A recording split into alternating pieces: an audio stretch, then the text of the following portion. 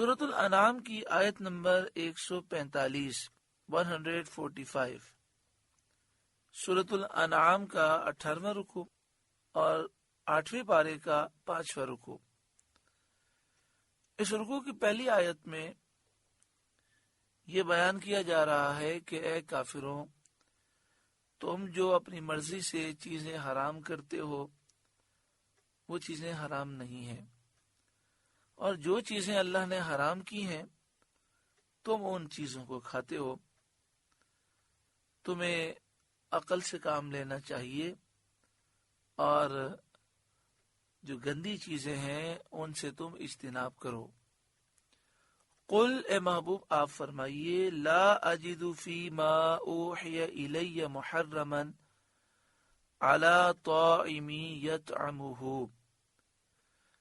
اے محبوب آپ فرمائیے، میں نہیں پاتا اس میں جو میری طرف وحی ہوئی کسی کھانے والے پر کوئی کھانا حرام، الا مگر، یعنی مجھ پر جو وحی ہوئی ہے اس وحی کے مطابق کھانے والے پر صرف یہی چیزیں حرام ہیں، ان یکون میتتن، یہ کہ مردار ہو، او دم مسفوحا، یا رگوں کا بہتا خون، او لحم خنزیر، یا خنزیر کا گوشت، بد جانور کا گوشت، فإنہ رجس، کہ وہ نجاست ہے، گندگی ہے، او فسقن، یا وہ بے حکمی کا جانور، نافرمانی کا جانور، اہل لغیر اللہ بھی، جس کے ذبح میں غیر اللہ کا نام پکارا گیا۔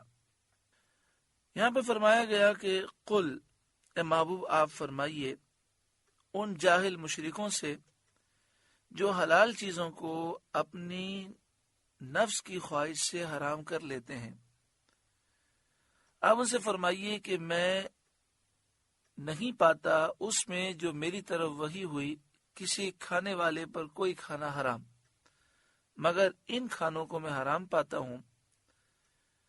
اس میں تنبیہ ہے کہ حرمت شریعت کی جہت سے ثابت ہوتی ہے، نفس کی خواہشات اور اپنی عقل سے کوئی چیز حرام نہیں ہوتی۔ تو جس چیز کی حرمت شریعت میں وارد نہ ہو اس کو ناجائز اور حرام کہنا باطل ہے، اور حرمت کا ثبوت یا تو قرآن کی آیت سے ہوگا یا حدیث پاک سے ہوگا۔ یہاں پہ فرمایا گیا کہ میتتن، مردار حرام ہے۔ مردار سے مراد وہ ہے جو جانور خود بخود مر جائے۔ جس جانور کو بسم اللہ اللہ اکبر پڑھ کر ذبح کیا گیا، ذبح شرعی کیا گیا، وہ حلال ہے، اور جو بغیر ذبح شرعی کے مر جائے وہ مردار ہے۔ او دم مسفوحا، رگوں کا بہتا خون، تو جو خون بہتا نہ ہو وہ حرام نہیں، جیسے کلیجی، جگر، اسی طرح تلی، یہ حلال ہے کیونکہ یہ خون جمع ہوا ہے۔ او لحم خنزیر فإنہ رجس، خنزیر کے گوشت کا ذکر کیا گیا اور فرمایا گیا بے شک وہ نجاست ہے، رجسن۔ اس لفظ رجسن سے معلوم ہوا کہ خنزیر پورے کا پورا ناپاک ہے، اس کے بال، اس کی کھال، اس کا گوشت، اس کی چربی، اس کی ہڈی، سب حرام ہے، ناپاک ہے۔ لیکن چونکہ عام طور پر خنزیر کا گوشت ہی کھایا جاتا ہے تو اس لیے یہاں پر حرام کھانوں میں خنزیر کے گوشت کا ذکر ہے۔ او فسقن اہل لغیر اللہ بھی، نافرمانی کا جانور ذبح کے وقت جس پر غیر اللہ کا نام پکارا گیا۔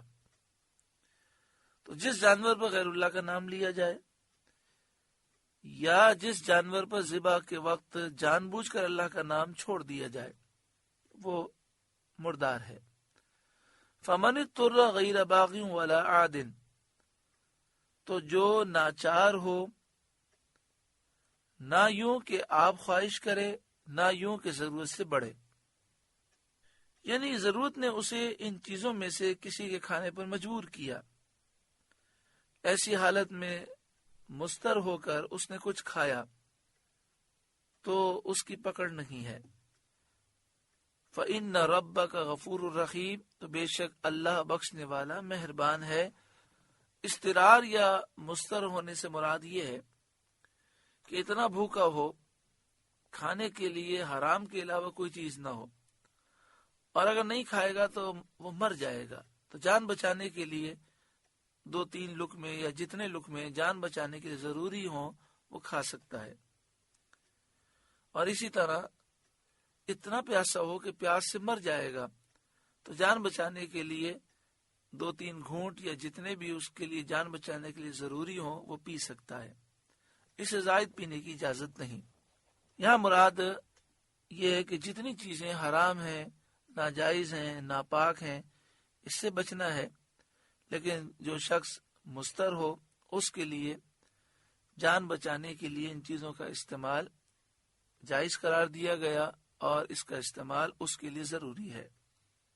شرعی مسئلہ سمجھ لیں کہ اگر خنزیر سامنے ہو اور جان بچانے کے لیے وہ نہ کھائے اور اس حال میں مر جائے تو ہمارا احناف کا موقف یہ ہے کہ وہ گناہگار ہوگا۔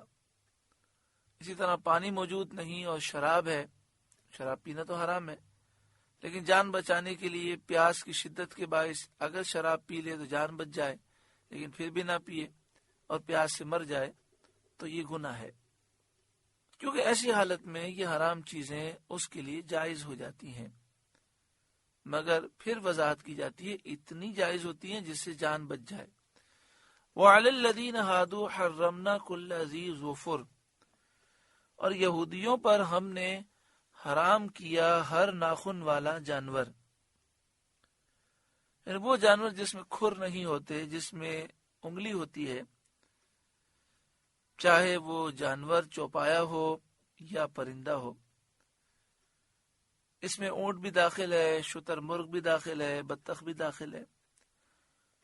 بعض مفسرین کا قول ہے کہ یہاں پر شتر مرغ، بطخ اور اونٹ خاص طور پر مراد ہے، اور بعض کا قول یہ ہے کہ یہودیوں پر شتر مرغ، بطخ اور اونٹ کے علاوہ بھی وہ تمام جانور و پرندے حرام تھے کہ جن میں کھر نہیں ہوتا، انگلی ہوتی ہے۔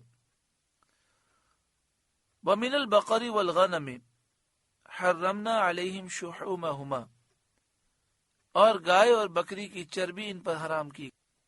گائے اور بکری اس میں کھر ہوتے ہیں، وہ ان کے لیے حلال تھے، لیکن گائے اور بکری کی چربی حرام تھی۔ إِلَّا مَا حَمَلَتْ ظُهُورُهُمَا،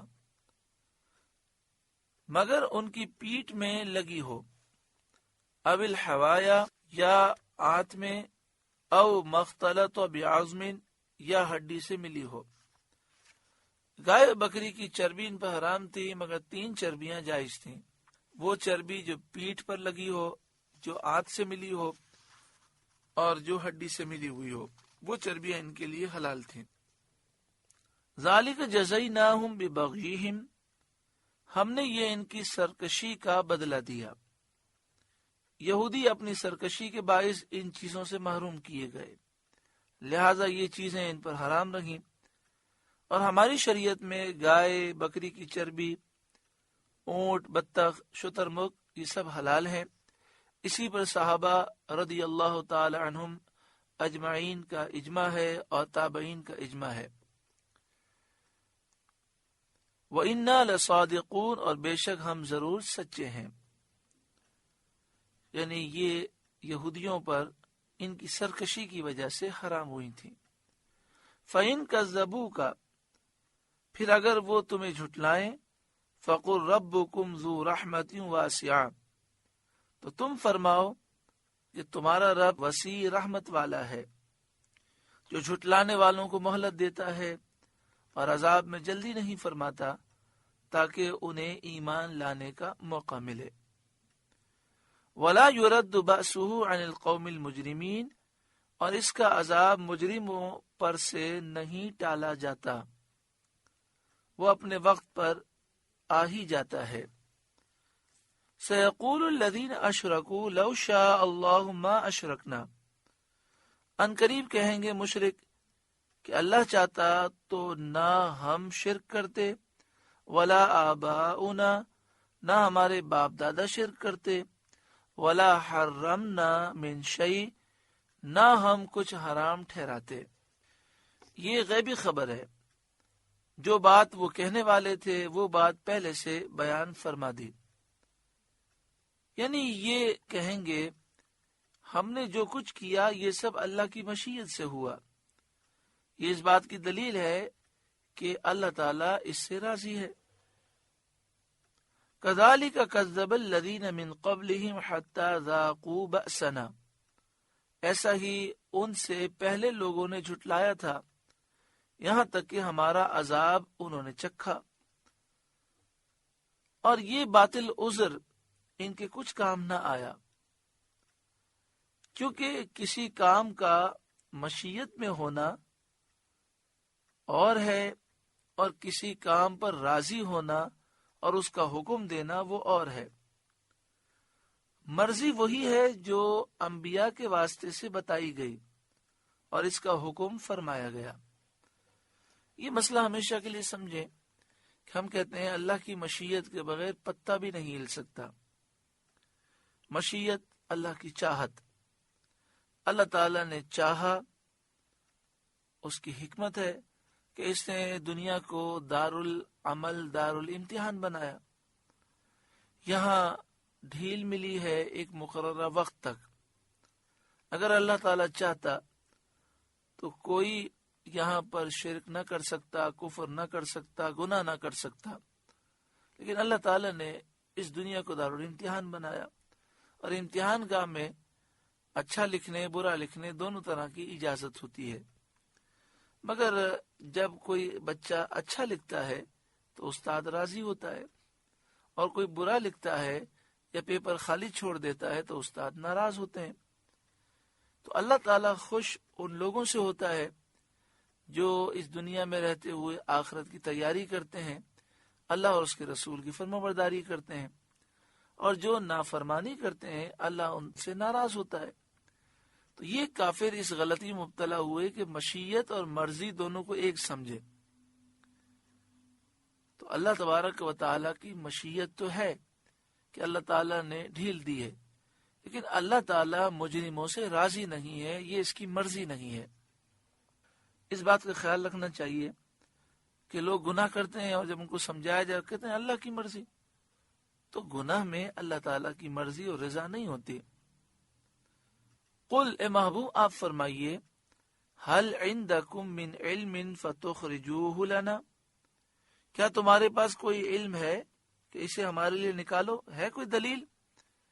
ان تتبعون الا الظن، تم تو نرے گمان کے پیچھے ہو، وان انتم الا تخرصون، اور تم یوں ہی تخمینے کرتے ہو، غلط اٹکلے چلاتے ہو، اندازے مارتے ہو، تمہارے پاس کوئی دلیل نہیں، تم اپنے غلط اندازوں سے یہ کہہ رہے ہو کہ اللہ اس پر راضی ہے۔ قل، اے محبوب آپ فرمائیے، فللہ الحجۃ البالغہ، تو اللہ ہی کی حجت پوری ہے کہ اس نے رسول بھیجے، کتابیں نازل فرمائیں اور حق کا راستہ واضح کر دیا۔ فلو شاء لہداکم اجمعین، تو وہ چاہتا تو تم سب کو ہدایت فرماتا۔